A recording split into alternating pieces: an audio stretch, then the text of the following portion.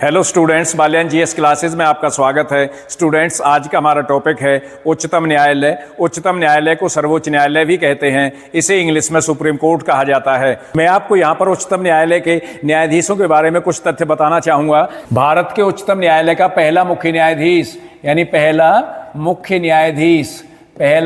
न्यायाधीश कौन था? पहला मुख्य न्यायाधीश कौन था? एच.जे.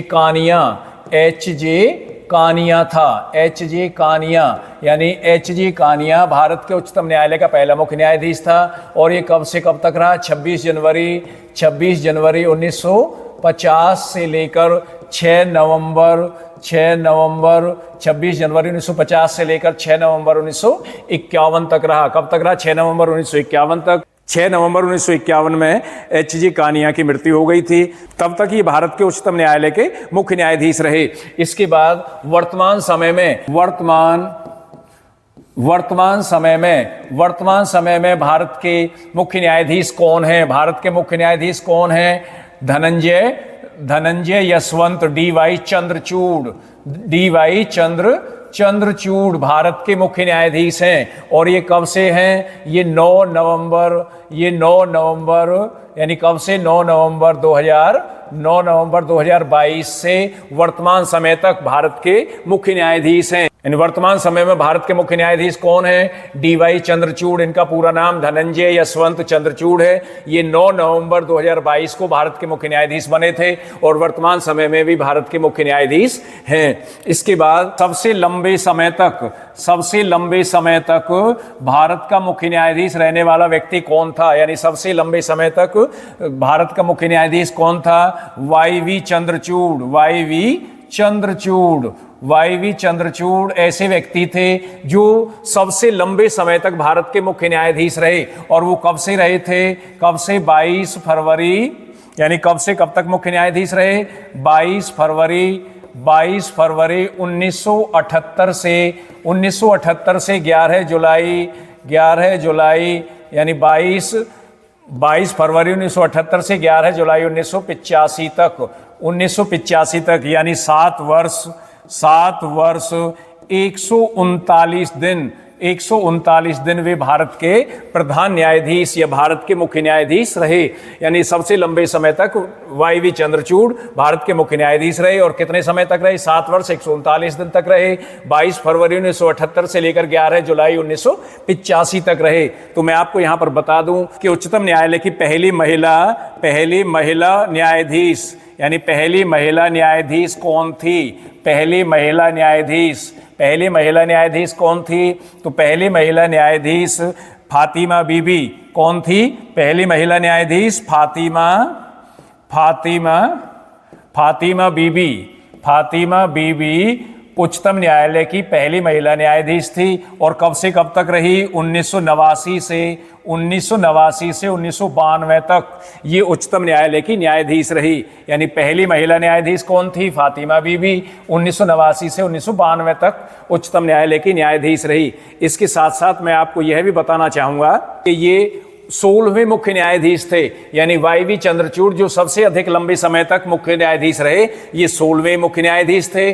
और वर्तमान समय में 50वें मुख्य न्यायाधीश हैं। वर्तमान समय में गिनती के आधार पर वर्तमान समय में डी.वाई. चंद्रचूड़ 50वें मुख्य न्यायाधीश हैं। और ये पहले न्यायाधीश थे यानी फर्स्ट मुख्य न्यायाधीश, पहले मुख्य न्यायाधीश थे। इसके बाद मैं आपको बताना चाहूँगा कि एम हिदायतुल्लाह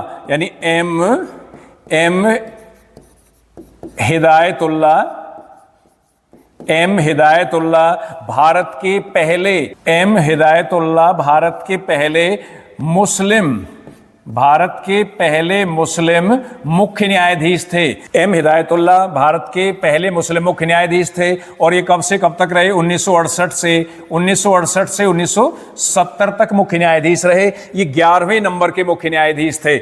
इसके बाद के.जी. बालकृष्णन यानी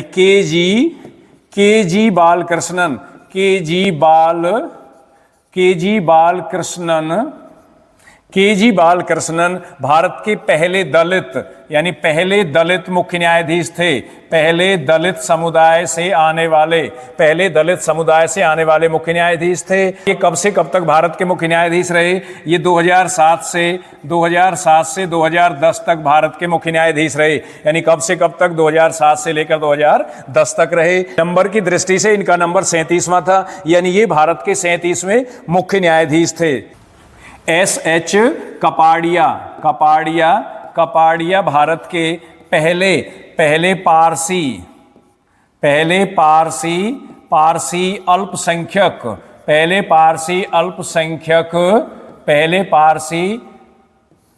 पहले पारसी अल्पसंख्यक मुख्य न्यायाधीश थे। यानी पहले पारसी अल्पसंख्यक मुख्य न्यायाधीश थे। और ये कब से कब तक रहे? ये 2010 से लेकर 2012 तक भारत के मुख्य न्यायाधीश रहे। नंबर के दृष्टिकोण से इनकी संख्या 38वीं है, यानी ये भारत के 38वें नंबर के मुख्य न्यायाधीश रहे। S.H. कपाड़िया पारसी समुदाय से आते थे। ये मुख्य न्यायाधीश 2010 से 2012 तक रहे। इसके बाद जगदीश सिंह खेहर सिख समुदाय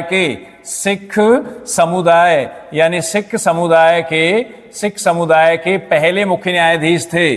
सिख समुदाय के पहले मुख्य न्यायाधीश यानी जगदीश सिंह खेहर सिख समुदाय से आने वाले पहले मुख्य न्यायाधीश थे। और इनका कार्यकाल कब से कब तक? इनका कार्यकाल जनवरी 2017 से अगस्त 2017 तक था। यानी जनवरी 2017 से अगस्त 2017 तक जगदीश सिंह खेहर भारत के मुख्य न्यायाधीश रहे। और इनका नंबर संख्या की दृष्टि से 44वां था, यानी ये भारत के 44वें मुख्य न्यायाधीश थे। तो मैं आपको पुनः बता दूं कि वर्तमान समय में जो भारत के मुख्य न्यायाधीश हैं, संख्या की दृष्टि से उनका कौन सा नंबर है? यानी वे भारत के 50वें मुख्य न्यायाधीश हैं। नेक्स्ट, न्यायाधीशों की योग्यता क्या है? न्यायाधीशों की योग्यताएं संविधान के अनुच्छेद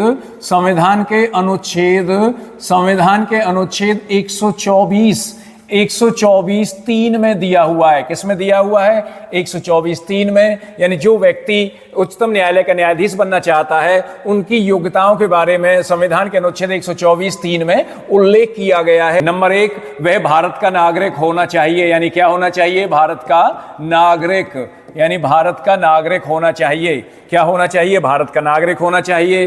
तथा नंबर 2, कम से कम 5 वर्ष तक किसी एक या एक से अधिक उच्च न्यायालय में क्या रहा होना चाहिए? न्यायाधीश के पद पर रहना चाहिए। यानी वो किसी एक या एक से अधिक उच्च न्यायालय में 5 वर्ष तक न्यायाधीश के पद पर रहा हो। इसके साथ साथ 10 वर्ष तक किसी एक या एक से अधिक उच्च न्यायालय में अधिवक्ता रहा हो। अधिवक्ता एडवोकेट रहा हो, यानी अधिवक्ता या एडवोकेट के रूप में उसने काम किया हो।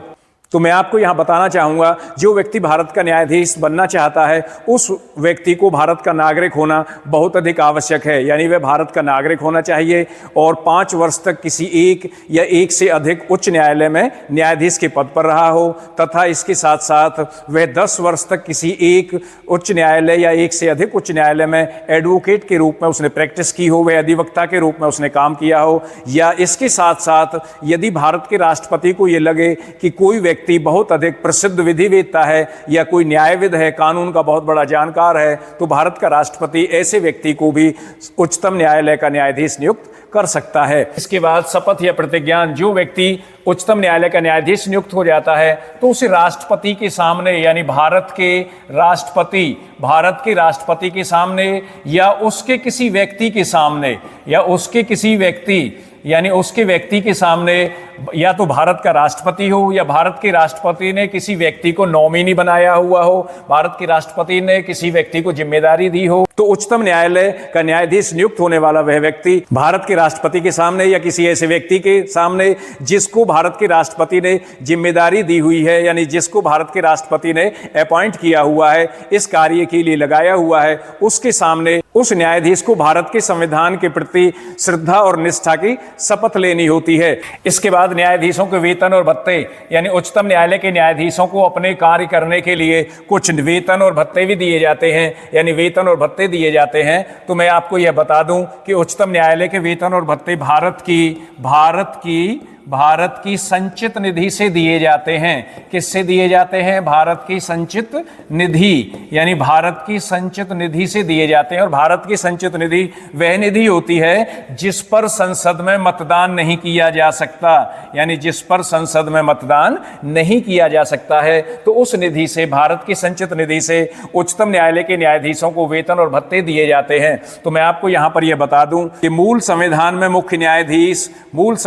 मुख्य न्यायाधीश को 5,000 रुपए प्रति माह वेतन दिया जाता था और अन्य न्यायाधीशों को 4,000 रुपए प्रति माह वेतन दिया जाता था। परंतु 2018 में इनके वेतन को बढ़ाकर मुख्य न्यायाधीश का वेतन कितना कर दिया? मुख्य न्यायाधीश का वेतन 2,80,000 कर दिया गया और अन्य न्यायाधीशों का वेतन 2,50,000 रुपए, यानी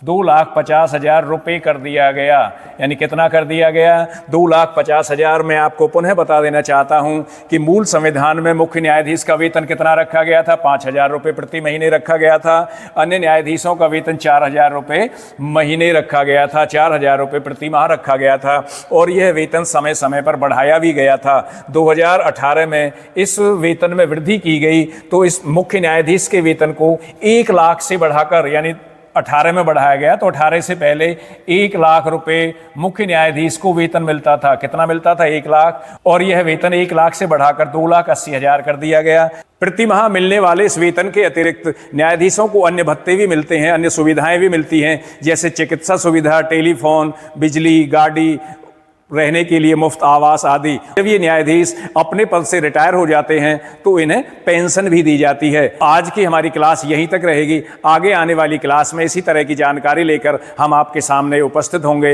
ये उम्मीद करता हूं कि इस क्लास में बताई गई ये सारी चीज़ें, ये सारी बातें आपको अच्छी तरह से समझ में आ गई होंगी। तो अगली क्लास तक आपका धन्यवाद।